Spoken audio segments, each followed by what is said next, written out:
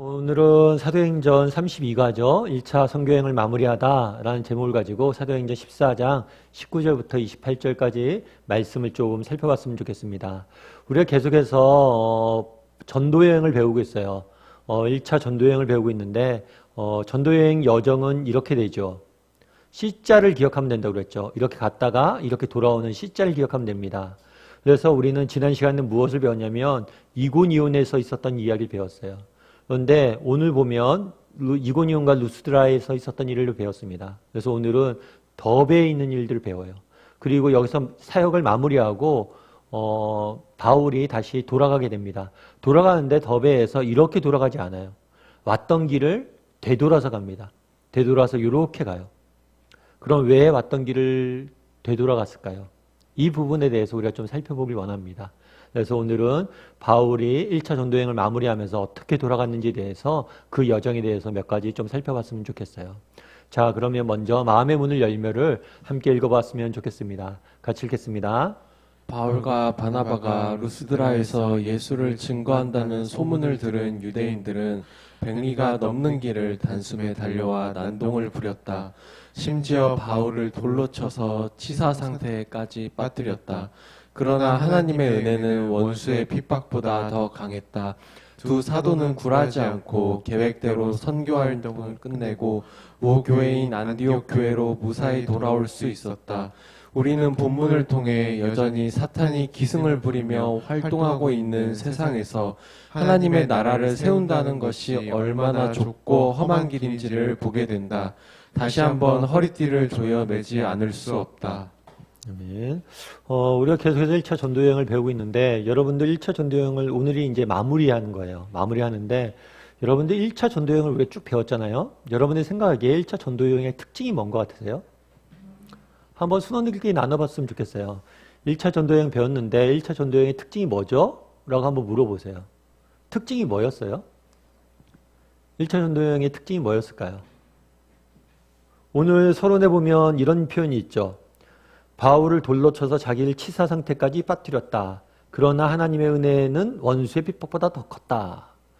은혜와 핍박. 그러니까 1차 전도여행의 특징이 뭐냐면 고난과 은혜가 늘 함께하는 거예요. 고난이 있었고 하나님 은혜를 주셨고 하나님 은혜를 주셨고 고난을 주셨고 그래서 고난과 핍박, 고난과 은혜, 핍박과 은혜가 함께하는 게 1차 전도여행의 특징입니다. 그런데 이것이 우리의 삶의 특징인 것 같기도 해요. 제가 가끔 말씀드리지만 제가 아는 선교사님들이 늘 한 얘기 그거예요. 뭐냐면 양 목사 진짜 1년 1년 너무 힘들다. 하루하루는 너무 힘들다. 문제 하나 해결하면 또 다른 문제가 생기고 문제 하나 해결하면 또 다른 문제가 생기고 지금도 중국은 굉장히 큰 어려움이 있다라고 이야기를 해요.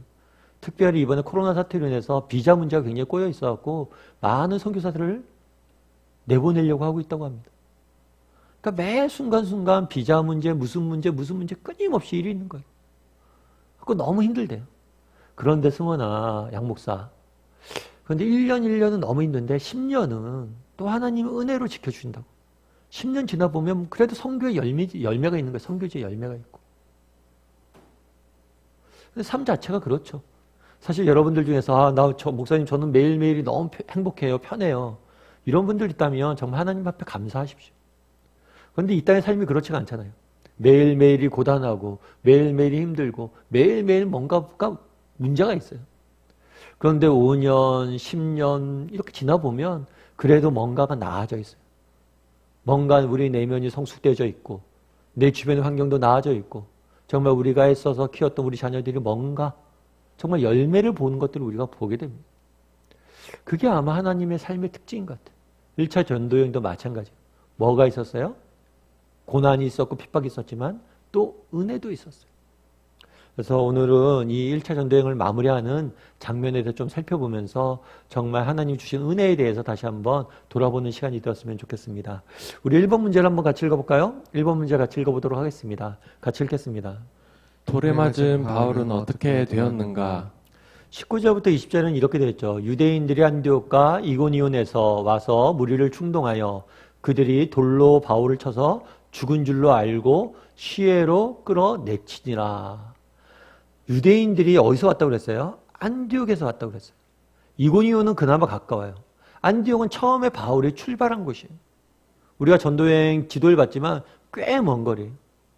그런데 여기까지 쫓아온 거예요. 참 이 열심이 참 대단하다는 생각도 들고, 참 악한 사람들은 굉장히 열심히 있는 것 같아요.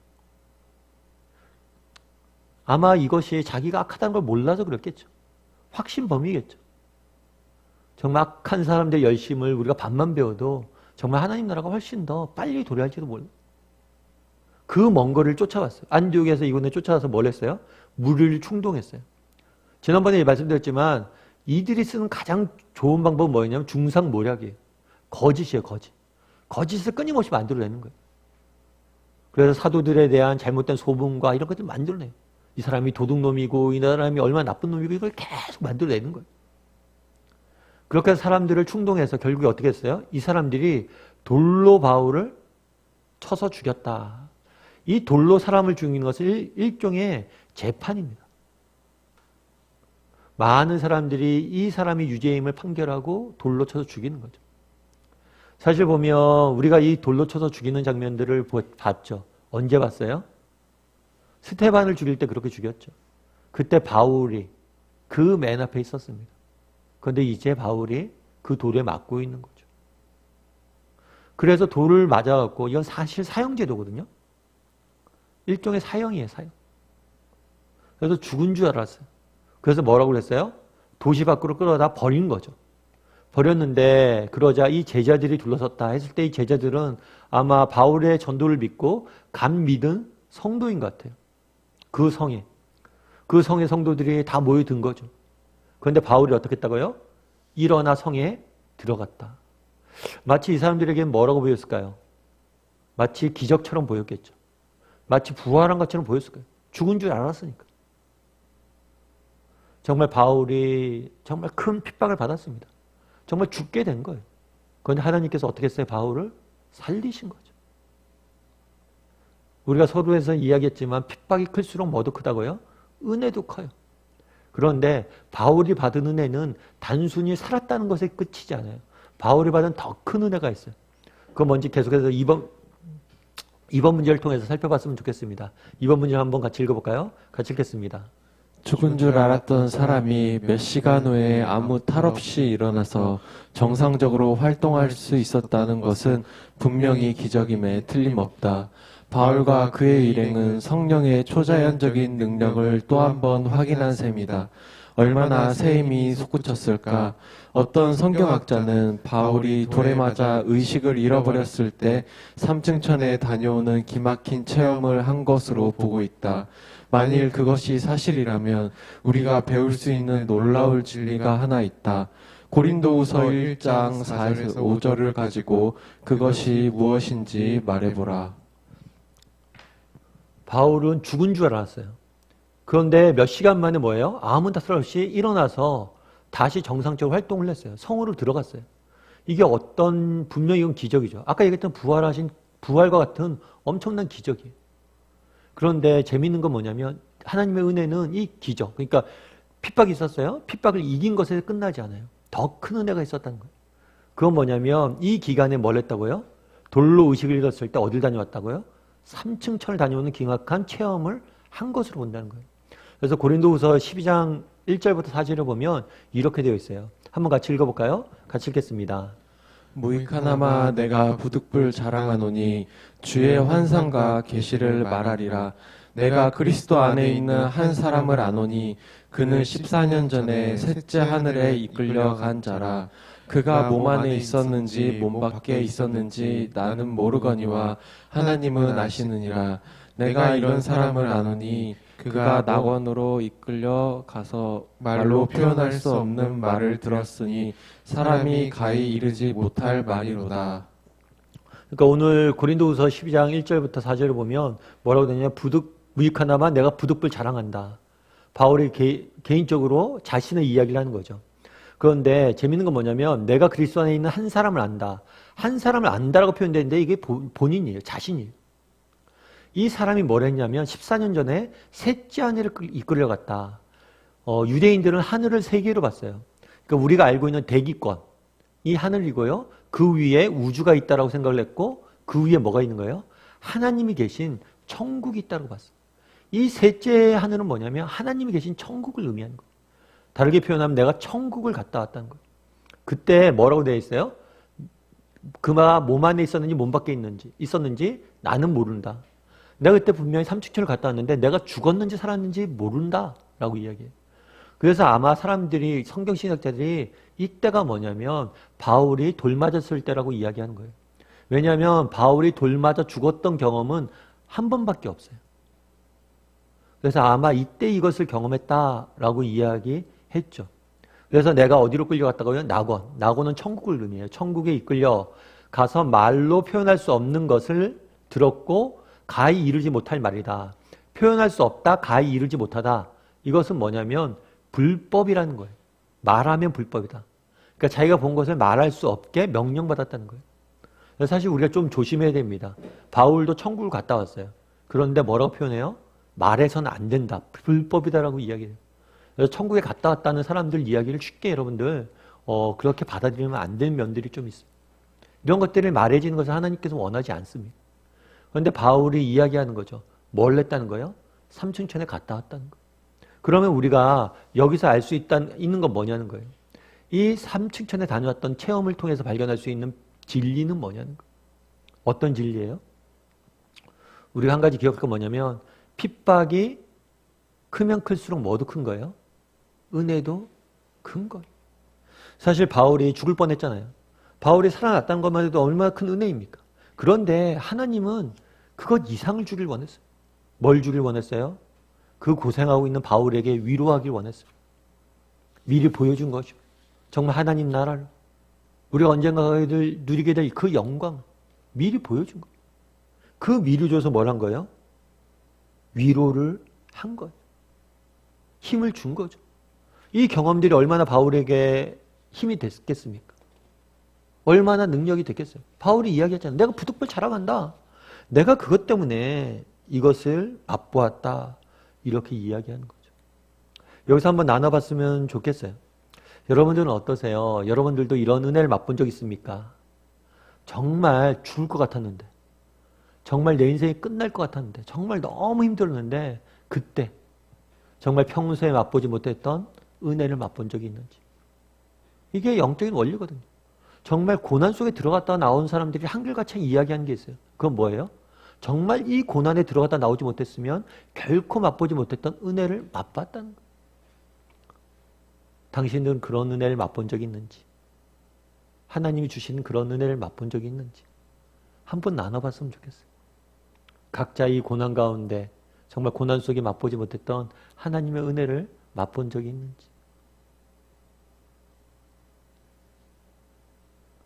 예전에 옥 목사님께서 한번 그런 말씀 하신 적 있어요. 옥 목사님이 이제 개척을 하시고 한 10년 정도 됐을 때 교회가 굉장히 많이 성장했습니다. 그리고 교회가 성장했을 뿐만 아니라 건강하게 성장을 했죠. 그래서 제자훈련을 통해서 교회가 어떻게 바뀌었는지 사람들이 보고 깜짝깜짝 놀란 거예요. 그래서 많은 사람들이 옥하는 목사님에게 그걸 배우려고 하고 많이 교회에 대해서 관심을 가지고 있었어요. 이제 목사님께서 이제 한참 뛸 때죠. 그런데 그때 뭐가 걸렸냐면 폐결에 걸리셨어요. 그래서 1년 가까이 사역을 쉬고 요양하셨어요. 그때 그런 생각이 들었대요. 되게 답답했대요. 이제 조금 뭔가 할 만하니까, 이제 뭔가 하려고 하니까 핍박이 온 거죠. 어려움이 온 거예요. 고난이 온 거예요. 오늘 본문과 똑같죠. 막 사도가 뭔가 열심히 하고 바울이 뭔가 열심히 했는데 고난이 오잖아요. 그러니까 원망스러울 때 하나님 앞에. 그런데 나중에 옥 목사님 그걸 다 그 경험들을 하고 나서 그런 말씀하시더라고요. 참 그때 그 시간들이 내게 반드시 필요했다고. 왜냐하면 그때 내가 잘못했으면 교만해질 수 있었다. 왜요? 사람들이 옥한 하니까 내가 자칫 잘못 커서 교만해질 수 있었는데 그때 멈추게 함으로 나를 겸손하게 했다. 뿐만 아니라 이때 목사님께서 굉장히 고통에 대해서 깊이 묵상하는 시간들이 되었어요. 그래서 그 전과 그 다음에 목사님 설교가 굉장히 많이 달라지셨어요. 그러면 자기가 누린 은혜를 이야기하시더라고요. 참 그때 너무 답답하고 정말 왜 하나님께서 나를 멈춰 세웠을까 이랬는데 독특한 은혜가 있었다는 거예요. 특별히 고통에 대해서 이해하는데. 참 이게 하나님의 원리인 것 같아요. 그날 바울 그 입장에서 어때요? 정말 주를 위해서 정말 열심히 최선을 다했는데 진짜 죽을 고생을 한 거죠.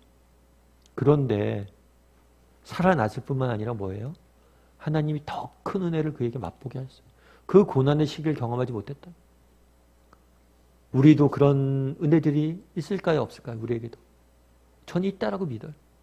정도의 차이는 있겠지만 우리가 그들만큼 그렇게 핍박을 많이 받고 고난을 받지 않았지만 우리가 어려운 가운데 하나님께서 주셨던 은혜들이 있어요. 그걸 좀 나눠보세요, 여러분. 정말 내가 받은 은혜, 내가 가진 것들, 내가 누렸던 것들, 그런 고난 가운데. 좀 나누다 보면 정말 고난 중에 있는 은혜가 있구나 라는 걸 여러분들 느끼게 될 거예요. 목사님 저는 없는데요. 아니요, 있는데 기억 못하는 거예요. 분명히 있습니다. 우리 3번 문제를 한번 같이 읽어봤으면 좋겠습니다. 같이 읽겠습니다. 의식을 되찾은 바울은 이튿날 즉시 무엇을 하였는가? 바울이 20절에 22절을 보면 이렇게 되어 있죠. 제자들이 둘러서 있을 때 바울이 일어나 뭐예요? 곧바로 뭐로 들어갔어요? 성으로 들어갔어요. 그리고 다음 날은 뭐 했어요? 더베로 가서 복음을 그 성에 전했어요. 이 성에 누가 있겠어요? 그 유대인들이 있을 거 아니에요. 자기를 돌로 친 유대인들이 있잖아요. 그런데 그 길을 들어가서 뭘 했겠어요? 또 복음을 전했겠죠. 이튿날 더베로 가서 또 복음을 전했어요. 참 바울은 참 대단하다는 생각이 들어요. 참 아까 그 얘기했잖아요. 진짜 악한 사람들이 열심히 있다고. 그런데 바울은 더 대단한 것 같아요. 그렇게 죽을 고생을 했는데 다시 뭐예요? 나가는 모습들을 보게 되는 거죠. 그런데 우리가 한 가지 기억할 것이 있어요. 때로는 우리가 그런 경우들이 있잖아요. 이렇게 어려움이 있어요. 어려움이 있는데 이 어려움이 우리에게 있을 때 궁극적으로 사단이 원하는 게 뭐냐는 거예요. 막 어려움들을 일으킵니다. 뭐 문제를 만들어요. 우리 삶 가운데. 근데 이 문제가 닥치면 우리는 어떻게 돼요? 움츠러들어요. 그래서 물러나요. 결국에 사단이 원하는 것은 물러나는 거예요. 그래서 성경에 보면 그런 표현이 있죠. 세상이 우는 사자와 같이 너희를 삼킬 거라고. 우는 사자. 사자가 소리를 어흥 지릅니다. 그래서 사람들이 겁먹으면 그때 잡아먹어요. 그런데 이것들을 사자는 의외로 달리기가 빠르지 않아요. 겁을 안 먹으면 쉽게 도망갈 수 있어요. 결국 궁극적으로 사단이나 세상이 하는 일은 뭐예요? 결코 사단이나 세상이 우리 믿는 자들 해치지 못합니다. 고난이 우리를 못 이겨요. 진짜 이건 맞지. 성경에 나온 모든 교회 역사 가운데 고난을 못 이긴 교회는 없어요. 고난은 우리를 못 이깁니다. 그런데 뭐예요? 고난을 계속해서 주는 이유는 뭐예요? 우리로 하여금 움츠러들고 물러나게 하는 거예요. 여러분들도 한번 생각해 보세요. 정말 이 땅을 살면서 조금 어려운 일이 생기잖아요. 그럼 자꾸만 내가 뭐예요? 움츠러들고 물러나게 돼요. 그런데 사실 생각해 보면 조금만 용기 내서 조금만 더 가면 뭐예요? 그 해답이 있는데 때로는 그러지 못하고 물러나는 경우들이 너무 많아요. 그런 삶의 태도들이 우리가 없는지 한번 돌아볼 필요가 있어요. 근데 바울은 어떻게 했어요? 움츠러들지 않았어요. 끊임없이 자기가 할 일들을 한 거예요. 그래서 더베로 가서 복음을 전했다가 다시 어디로 가요? 루스드라와 이고니온과 안디옥을 가요. 이건 비시디아 안디옥이에요. 그래서 아까 제가 이제 다시 지도를 보여드리면 여기서 이제 더베에 가서 마지막으로 전했어요. 그 다음에 다시 루스드라와 이고니온과 비시디아 안디옥을 한 거예요. 다시 왔던 길을 돌아간 거예요. 그러면 왜 왔던 길을 돌아갔냐는 거예요. 바로 이렇게 가지 않고 돌아간 이유는 무엇일까요? 거기서 뭐라고 했냐면 돌아가 제자들의 마음을 뭐예요? 굳게 하여 믿음에 머물라 권하고. 이들에게 복음을 전했잖아요. 이 복음을 전했는데 이 사람들의 믿음이 흔들릴까 봐 다시 한번 권면하고 세워주길 위해서였어. 왜요? 계속해서 뭐가 있었기 때문에? 핍박이 일어나고 있었기 때문에. 그래서 이렇게 얘기하는 거죠. 또 우리가 하나님 나라에 들어가려면 많은 환난을 겪어야 할 것이다. 바울은 이들이 어려움에 있는 걸 알았어요. 어려움을 겪어야 되는 것을 알았어요. 그래서 그들을 뭐예요? 그 어려움에서 이겨낼 수 있도록 다시 한번 권면하고 싶은 마음이 있었던 것 같아요. 그래서 다시 가서 그들의 마음을 권면하고 그들에게 힘을 주려고 갔던 것 같습니다. 4번 문제를 한번 같이 읽어볼까요? 같이 읽겠습니다. 바울은 한 주 전에 자기를 돌로 치던 폭도들이 우글거리는 도시들을 돌면서 다시 복음을 전하며 어린 신자들을 격려하고 믿음을 강하게 붙들어주는 것을 보게 된다. 오늘날 우리는 환란이 무엇인지 잘 느끼기 어려운 세상에서 예수를 믿고 있다. 따라서 22절에서 바울이 언급한 말을 실감나게 받아들이기 어려울지 모른다. 하지만 당시 예수를 믿는 그들의 입장에서는 조금도 틀린 말이 아니었을 것이다. 왜 그런지 이유를 생각해보라. 예, 4번의 문제 보면 이렇게 되어 있죠.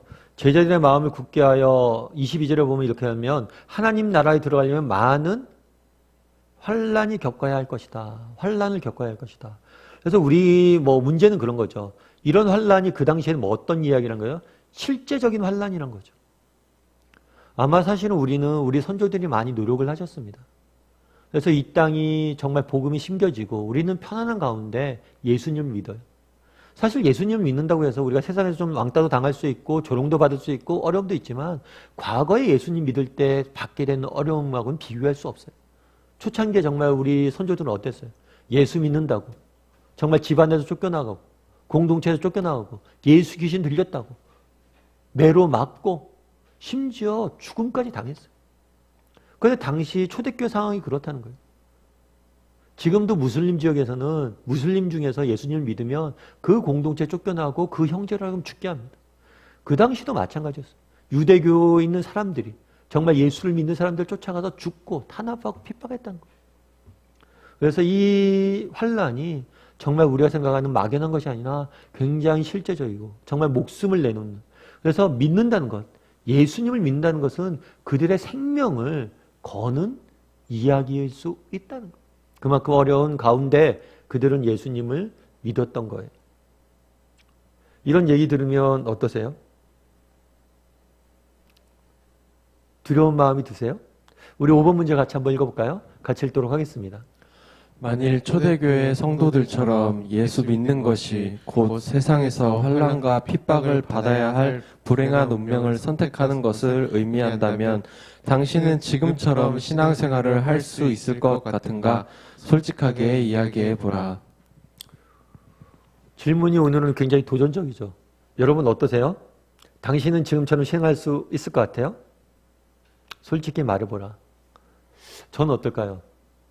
저는 목사인데 정말 예수 믿으면 감옥에 가고 예수 믿으면 정말 죽음을 당해야 된다. 순교를 당해야 된다. 그러면 저는 예수님을 믿을 수 있을까요? 저도 우리들 가끔 고민들 하죠. 그런 이야기를 하죠. 만약에 북한에 태어났다면 갑자기 우리나라가 공산 정권이 들어와서 기독교 믿는 사람들 다 죽이겠다고 한다면 어떻게 할까? 여러분들은 어떠세요? 그런 상황이 됐을 때도 신앙생활 할 수 있을 것 같으세요? 한번 나눠보세요. 어떨지. 목사님, 저 순장님, 저는 이런 상황 돼도 할 수 있을 것 같습니다. 그럼 할렐루야죠. 감사한 일이죠. 그런데 사실 이거를 자신 있게 얘기할 수 있는 사람이 많을까요? 저도 자신 있게 말 못할 것 같아요. 그러면 어떻게 할까요? 어떻게 할까요? 어떻게 해야 될까요? 사실 우리가 왜 이걸 자신 있게 이야기를 하지 못할까요? 그거는 중요한 이유가 한 가지 있어요. 그건 뭐냐면 우리의 시선의 문제.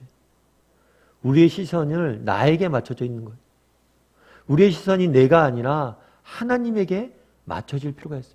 뭐냐면 그런 상황이 됐을 때 내가 그것을 이긴다라고 생각해 보십시오. 내가 정말 그런 핍박이 있을 때 내가 이겨야 된다. 저 목사지만 장담 못해요. 제가 솔직히 말해서 제가 진짜 내일 당장 예수 믿으면 복음 전도하면 감옥에 갇히고 내일 사형당한다 그러는데 쉽게 입을 열어서 예수 믿으라고 예칠 수 있을까요? 전 저 못 믿어요. 그런데 이 시선을 누구에게 맞추는 거예요? 하나님에게 맞추는 거예요. 이번 주일에도 배웠잖아요. 정말 감당할 시험밖에 우리에게 주시지 않았고 시험 당할 쯤에 피할 길과 이길 힘을 주실 것이다. 이게 정답이에요. 우리 선조들, 저희 어머님 같은 경우도 그랬죠. 저희 집에 처음 예수 믿었어요. 그래서 온갖 집안에 핍박받고 집에서 내쫓기다시피 했어요. 우리 선조들은 더 했어요. 초창기 때. 그럼 그들과 우리가 다른 사람이라서 그들을 그렇게 할 수 있었고 우리 못하느냐? 그게 아니에요. 결국에 주권자 되시는 분 누구예요? 하나님. 정말 중요한 것은 우리의 시선이 하나님께 맞춰져 있는 거예요. 그분이 그때 피할 길도 주시고 이길 힘도 주시겠지. 저는 그걸 믿어요. 저를 못 믿는데 하나님을 믿습니다. 정말 하나님께서 감당할 시험밖에 못 준다고 그랬으니까 내 생에 그런 일들이 안 생길 수도 있겠죠. 혹 생기더라도 뭐예요? 하나님께서 분명히 주실 것이다. 이건 굉장히 주권의 문제예요. 이 부분에 대해서 한번 나눠보세요. 이거는 단순히 이런 핍박뿐만이 아니죠. 우리가 이 땅 살다 보면 여러 가지 어려움과 고난들이 있습니다. 그것을 당할 때도 우리에게 이런 마음들이 있는가?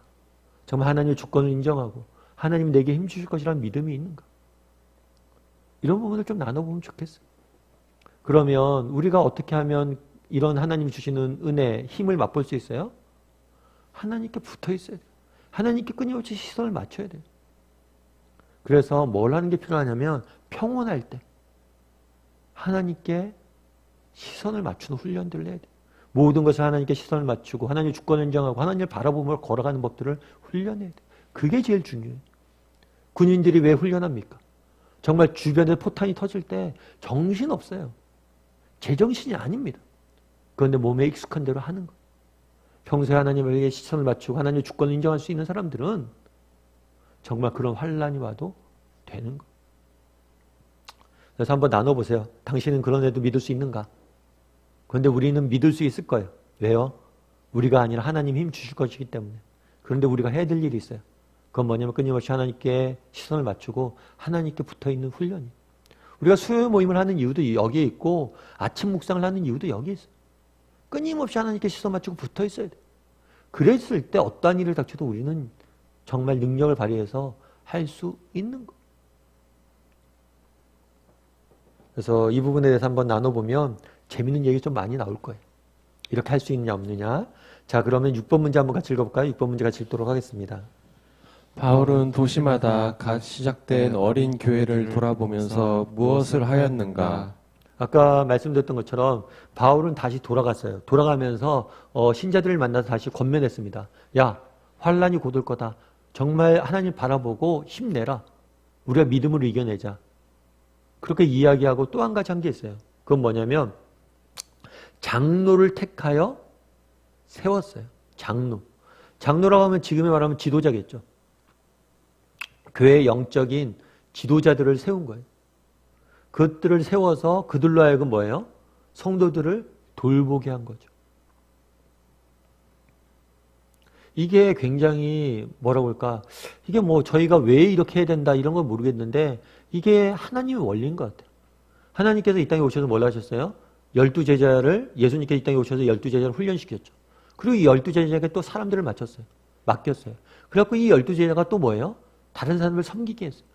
그리고 이 12제자의 섬기를 받아서 그 사람들이 또 다른 사람들을 섬기게 했어요. 이게 하나님의 원리예요. 사람이 사람을 세우게 하게 하는 것. 사람을 세워서 이 사람이 다른 사람을 세우게 하는 것.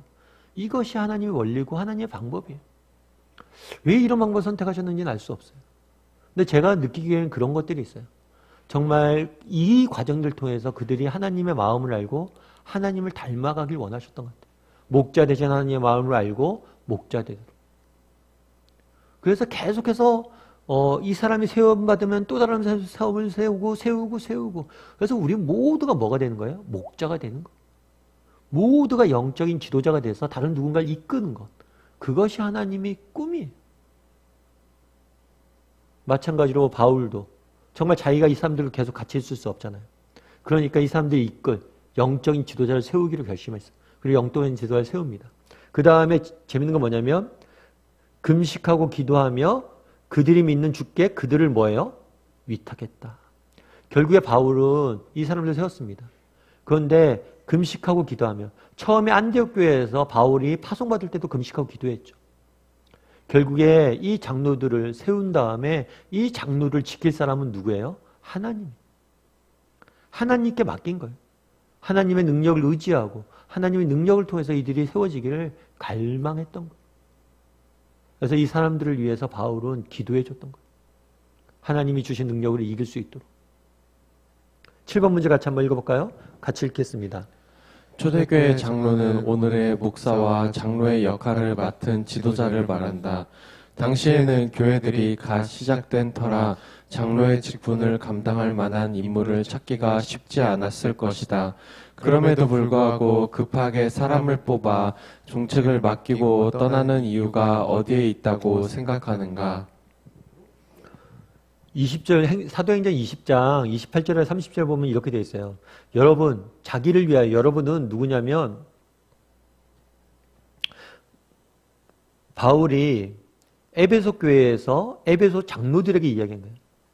바울이 에베소 교회를 떠나서 로마로 가게 됩니다. 그러면서 에베소 장로들에게 부탁한 거예요. 말한 거예요. 여러분은 자기를 위하여 또 온 양떼를 위하여 삼가라. 성령이 그들 가운데 여러분을 감독자로 삼고 하나님이 자기 피로 사신 교회를 보살피게 하셨나이다. 내가 떠난 후에 살아온 이리가 여러분에게 들어와서 그 양떼를 아끼지 아니하며 또한 여러분 중에서도 제자를 끌어 자기를 따르게 하려고 어그러진 말을 하는 사람들이 일어날 줄을 내가 아노라. 바울이 이야기한 거예요. 뭘 이야기했냐면 자기가 떠난다.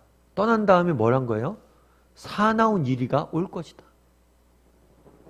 왜 바울이, 문제는 그런 거죠. 왜 바울이 이렇게 급하게 장로를 세웠냐는 거예요. 급하게 세운 이유는 한 가지예요. 뭐가 다가오기 때문에? 환란이 다가오기 때문에. 환란이 다가오기 때문에 이 환란 가운데 양떼를 돌볼 목자를 빨리 세우길 원했다. 하나님께서 물론 하나님의 성도들을 보살핍니다. 그런데 하나님께서 아까 얘기했던 것처럼 어떤 방법으로 보살펴요? 사람을 통해서 보살피길 원하셨던 거예요. 그래서 그 사람을 세운 거죠. 다르게 표현하면 왜 영적인 지도자가 필요합니까? 세상 끊임없이 뭘 하려고 그래요? 우리 믿는 사람들을 넘어뜨리려고 그래요. 그래서 그들을 돌보고 그들을 위해서 기도하고 그들을 이끌어줄 영적인 지도자가 필요했기 때문에 바울은 그들을 세우려고 한 겁니다. 우리 8번 문제 같이 한번 읽어볼까요? 같이 읽겠습니다. 당신은 자신의 안전과 건강 그리고 행복을 위해 교회 지도자들의 역할이 얼마나 중요한지 충분히 알고 있는가? 그렇다면 그들을 위해 당신이 마땅히 해야 할 일들이 무엇인지 한번 생각해 보라. 여러분, 자신의 안전과 건강과 행복을 위해 교회 지도자들의 역할이 얼마나 중요한지 충분히 알고 있는가? 여러분 한번 나눠보세요. 알고 있으세요? 이거는 모르면 바보예요. 이런 표현은 좀 심한가요? 그런데 여러분 한번 생각해 보세요. 여러분 학생들이, 여러분 아이들이 학교를 갈 때 여러분 무엇을 위해서 기도합니까? 아이들이 학교 갈 때 무엇을 위해서 기도해요? 기도 한 번도 안 했다 그러면 안 돼요. 기도하셔야죠, 당연히. 뭘 위해서 기도해요? 여러분들이 학교에 갔을 때 제일 중요하게 기도해야 될 것 중에 하나가 뭐냐면 만남의 축복이에요. 좋은 선생님, 좋은 친구들을 만날 수 있도록 기도해요. 특별히 선생님을 위해서 기도 많이 하잖아요. 실제로 우리가 경험하잖아요. 선생님을 잘못 만나면 얼마나 고생을 해요. 그만큼 어느 조직이나 어떤 삶의 정황이나 어떤 환경이나 함께하는 사람들, 특별히 그들을 이끄는 리더는 중요합니다. 직장생활도 마찬가지예요. 직장생활에서요, 일이 힘들다고 하는 사람들도 있어요, 물론. 그런데 정말 많이 힘들다고 하는 건 뭐냐면 관계고 특별히 상사 때문에 힘들어하는 사람들이 너무 많아. 그리고 직장생활이 완전히 다른 게 뭐냐면 진짜 좋은 상사를 만나면 그 직장 내에서 소명도 발견하고 그 직장 내에서 일도 정말 기쁘게 하는 사람들이 얼마나 많은데. 그런데 직장 상사를 잘못 만남으로 인해서 정말 좋은 직장인데 좋은 자원인데 딱 맞는 일인데도 그 직업적 소명을 발휘하지 못하는 경우들이 많아요. 삶의 모든 경우에 있어서 우리는 만남을 위해서 기도해야 됩니다. 정말 사람을 위해서 기도해야 돼요. 특별히 어떤 사람? 나를 이끌어주는, 내 앞에 먼저 간. 반드시 지도자라고 해서 그런 건 아니에요. 이 사람의 지도자라고 했을 때 나보다 앞서 먼저 간 동료, 친구들, 또 선배들, 그리고 선생님들. 이 사람들을 잘 만나기 위해서 기도해야 돼. 이걸 위해서 이것의 사람의 중요함들에 대해서 모르고 선생님의 중요함에 대해서 모르고 정말 이 땅을 살아간다면 여러분들 인생에 중요한 것들을 놓치는 거예요. 그걸 위해서 정말 기도해야 되는 거예요. 교회도 마찬가지예요. 교회 생활을 하다 보면 여러분도 마찬가지죠. 여러분의 믿음을 이끌어줄 믿음의 신앙의 선배들이 있어요. 뭐 목사님도 계실 수 있고 순장님도 계실 수 있고 우리 승원 중에서도 정말 나보다 조금 더 힘이 되는 사람들이 있잖아요. 뿐만 아니라 서로가 서로에게 스승이잖아요. 제가 예전에 한번 말씀드렸잖아요. 3명이 길을 가면 꼭 그 중에 한 명이 스승이 있다. 우리 다락방 식구들이 같이 있잖아요. 그러면 우리 식구들 중에 반드시 여러분 스승이 있습니다. 뭐 순장님은 말할 것도 없고요. 순원 가운데서도 이 사람의 모든 것은 아니지만 이 사람에게서 뭐예요? 한두 가지 내가 분명히 배울 것이 있어요. 그 사람은 내 스승인 거죠. 정말 이 사람의 관계의 소중함들을 알고 있는가? 그리고 배우고 있는가? 이런 이야기를 조금 나눠봤으면 좋겠어요. 그렇다면 그들을 위해서 당신이 해야 될 일은 무엇인가? 해야 될 일은 무엇이라고 생각하세요? 바울이 오늘 사람들 세우고 뭘 했어요? 금식하고 기도하며 하나님께 맡겼다. 무엇보다도 여러분이 해줄 수 있는 건 뭐예요? 기도가 필요합니다. 여러분들 순원들 있잖아요. 우리 순장님들이 여러분 순원들 위해서 많이 기도합니다. 그런데 순원들도 우리 순장님 위해서 기도해 주셨으면 좋을 것 같아요. 정말 다락방 오기 전에 우리 순장님 오늘 다락방 열심히 준비하시고 섬기려고 하시는데 우리 순장님 힘 주세요.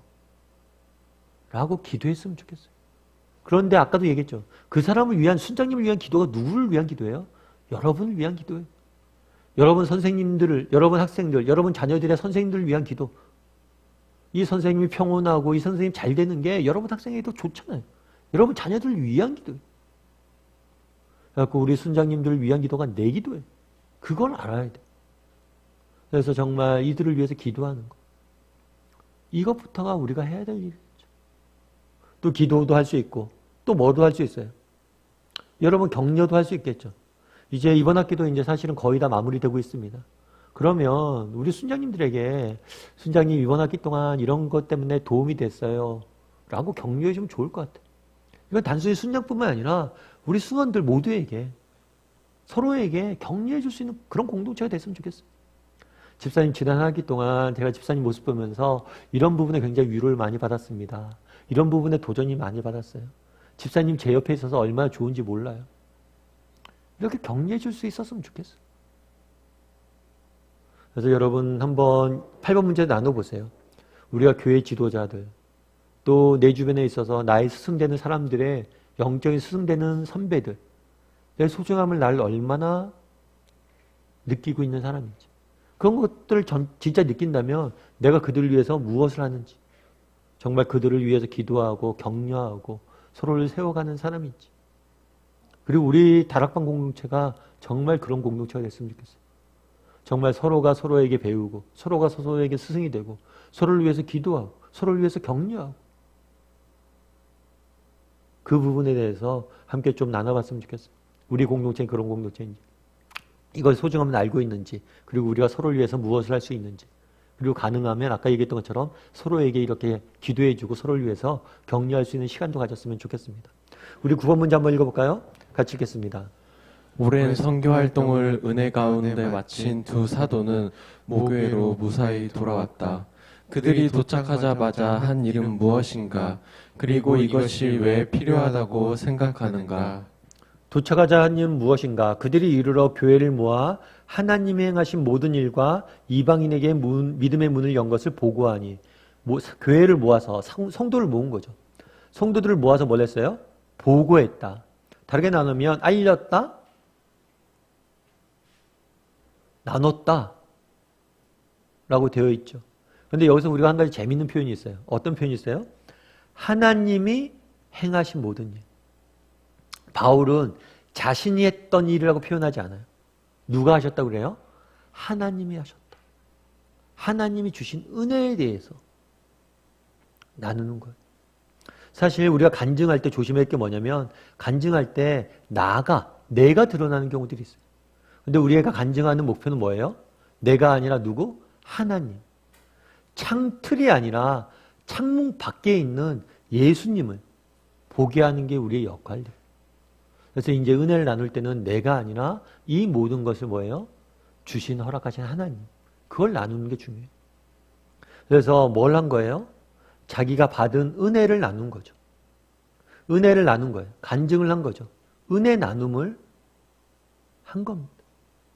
아까 제가 그런 이야기를 여러분에게 드렸죠. 우리가 고난 중에 받은 은혜가 있냐? 그런 거 한번 나눠봐라. 정말 왜 이런 은혜를 나눠야 돼요? 이런 은혜를 나누면 은혜가 배가 됩니다. 다른 사람을 통해서 하나님께 저 사람에게 저런 은혜를 베풀었구나. 내게도 주시겠지. 이런 마음을 가져요. 또 은혜를 나누다 보면 내 믿음도 확신이 생겨요. 그래 과거에 하나님께서 이렇게 은혜를 주셨지. 내가 앞으로도 하나님께 은혜로 붙잡아 주실 거야. 그러니까 은혜를 나눌 필요가 있어요. 왜냐하면 이 은혜 나눔을 통해서 우리가 더 튼튼히 세워지고 또 다른 사람을 세워갈 수 있는 거예요. 그런데 우리의 문제는 뭐예요? 자꾸만 이것을 잊는다는 데 문제가 있죠. 바울은 교회에 돌아와서 제일 먼저 하시는 게 뭐냐면 하나님이 행하신 일, 하나님이 주신 은혜를 나눴어요. 여러분 우리가 다락방 모이는 이유도 여기에 있어요. 좀 받은 은혜를 서로 나누고 서로를 격려하고 세워가기 위해서. 그래서 여러분들 은혜 나누는 것을 습관화해야 됩니다. 그리고 이렇게 은혜를 자꾸만 나누다 보면 내 삶에 은혜가 넘치는 걸 느끼게 돼요. 내가 잊었던, 내가 보지 못했던, 내가 알지 못했던 은혜가 내 삶 가운데 임했구나 라는 걸 느끼게 돼요. 그래서 은혜를 좀 나누어야 됩니다. 우리 삶의 열매를 거두면 같이 한번 읽어볼까요? 같이 읽도록 하겠습니다. 두 사도는 안디옥 교회에서 오래 머물고 있었다고 한다. 이것은 선교사나 목회자는 정기적으로 휴식을 취해야 한다는 사실을 일깨워준다. 당신은 교육자나 선교사들의 잠깐의 휴식을 어떻게 도와주고 있는가? 그리고 자신의 영적 재충전을 위해 어떤 방식으로 재충전을 취하고 있는가? 그러니까 무슨 얘기냐면 제자들과 함께 오래 있었더라 해서 한 1년에서 길게는 2년 정도를 봅니다. 뭘 한 거냐면 안디옥에 와서 안디옥에서 쉬었던 거예요. 바울과 바나바가 1차 전도여행을 끝냈습니다. 끝내고 안디옥에 와서 1년과 2년 동안 머물렀어요. 바로 2차 전도여행을 가진 않았어요. 물론 이때 해야 될 일들이 있어요. 안디옥 교회에서 자신들이 받은 은혜도 나눴고 예루살렘 교회에 보고도 하고 그쪽에서 필요한 일들도 정리했어요. 그리고 뿐만 아니라 이때 바울이 갈라디아, 아까 우리가 1차 전도여행 갔다 온 지역이 갈라디아거든요. 그 갈라디아에 새로워진 교회들에게 편지를 썼어요. 그게 갈라디아서예요. 그래서 여러 가지 일들을 했어요. 그럼에도 불구하고 이곳에 머물며 곧바로 2차 전도여행을 떠나지 않고 머물면서 영적으로 재충전하는 시간들을 가졌다는 거예요. 그래서 우리가 조심해야 될 게 뭐냐면 우리가 제가 아침 묵상 때도 말씀을 드렸지만 우리가 항공기 사고가 나잖아요. 그러면 승무원들이 제일 먼저 하는 일이 있어요. 그건 뭐냐면 산소 마스크를 자기 입에 씌우는 거예요. 왜요? 내가 건강하고 내가 살아야지 다른 사람을 도울 수 있어요. 그래서 우리가 영적으로 자신을 돌보고 재충전하는 것은 굉장히 중요합니다. 바울도 이 원리를 잃지 않았어요. 그들도 자신들이 재충전할 수 있는 그런 시간들을 가진 거죠. 그래서 우리도 마찬가지예요. 우리도 중간중간에 쉬면서 영적인 재충전을 해야 됩니다. 그럼 어떨까요, 우리는? 우리는 어떤 방식으로 여러분 재충전을 하고 계세요? 이것들을 한번 나눠봤으면 좋겠어요. 여름 때나 우리가 다락방 쉴 때 어떤 식으로 여러분 재충전을 하고 있는지. 그래서 여러분들 이제 영적 재충전이라고 되어 있잖아요. 그리고 우리 다락방도 이제 방학하고 그러잖아요. 여러분들을 오해하면 안 되는 게 재충전이지 막연히 노는 게 아닙니다. 여름에 어떻게 보내셨어요? 목사님 저 확실히 재충전했습니다. 영적으로 완전히 담을 쌓았습니다. 말씀도 안 보고 기도도 안 하고 아무것도 안 했습니다. 그건 재충전이 된 게 아니라 방전된 거예요, 방전. 그럼 다시 못 돼요. 재충전을 해야 돼요. 그래서 여러분들이 평소에 이제 다락방 같은 걸 방학을 하면 다락방은 못 하지만 평소에 자기가 못 해봤던 것들, 그런 걸 못 해봤던 책도 읽든가 아니면 다른 기도원도 한번 갔다 오든가 다양한 방법으로 자신을 재충전할 수 있는 시간들을 가져야 돼요. 그래서 저희 같은 경우에는 교회에서 이번 여름에는 그런 걸 준비했습니다. 여름 성경학교를 준비해 놨어요. 그래서 여러분들 여름 때는 방학을 해서 다락방은 쉴 거예요. 그런데 여러분 쉰다고 답을 쌓으면 안 돼요. 여름 성경학교를 통해서 평소와 다르게, 평소에 저희가 다락방을 했잖아요. 그런데 여름 성경학교 좀 다르게 할 거예요. 아, 그래갖고 내가 평소에 안 하던 것도 배우고 익히고 또 그런 것도 나눌 수 있는 그런 시간들이 좀 필요한 거예요. 그래서 여러분들 이번 방학 때 평소에 자기가 어떻게 영적 재충전을 어떤 식으로 하고 있는지 한번 나눠보는 게 필요한 것 같아요. 그래서 어떤 존 스토트 목사님 같은 경우에는 영국에서 굉장히 신약학자인데 굉장히 많이 쓰임 받았어요. 근데 이분은 어떻게 했냐면 큐데이라는 게 있어요. 큐데이. 콰이어트 데이예요. 조용한 하루. 그러니까 이 날이 딱 되면 비서한테도 자기가 어디 갔는지 알려주지 않아요. 그리고 이 날 되면 무조건 혼자 가서 하나님과 혼자 독대하는 시간을 갖는데 하나님과 교제 나누고 혼자 쉬고 세상도 다 끊고 아무도 안 만나고 그래서 그걸 정기적으로 큐데이를 자기가 한 달에 한 번씩 꼭 가졌던 거예요. 그리고 인생에 중요한 문제가 있거나 정말 어려운 순간들이 오면 일부러 이 시간들을 이틀이나 3일 이렇게 늘렸대요. 그러니까 여러분 각자가 아마 있을 거예요. 저는 좀 힘들고 어려울 때는 평소에 새벽 예배 안 하지만 새벽 예배를 합니다. 아니면 전 평소에 힘들고 어려울 때면 제가 아는 선배들, 영적 선배들인데 그분들한테 가서 좀 엿듣고 같이 교제 나눕니다. 여러분 한번 나눠보세요. 어떻게 영적으로 재충전하는지. 여러 가지 방법들이 있어요. 꼭 영적으로 재충전한다고 해서 기도하고 말씀 보라는 건 아니에요. 저도 개인적으로 저랑 친한 목사님들 같이 운동을 한다든가 그러면 회복되는 경우들이 있어요. 그들의 이야기를 듣다고. 그리고 또 어떤 사람들은 그런 경우도 있겠죠. 봉사활동 같은 거 하면. 정말 땀 흘려 수고하고 나보다 못한 사람을 돕다 보면 영적으로 재충전되는 경우들이 있어요. 그건 다양한 방법들이 있는데 각자가 방법이 다 다를 거예요. 그런 부분들을 한번 나눠보세요. 나는 나만의 특별한 노하우가 뭔지. 그리고 그것들을 통해서 나누고 풍성해졌으면 좋겠습니다.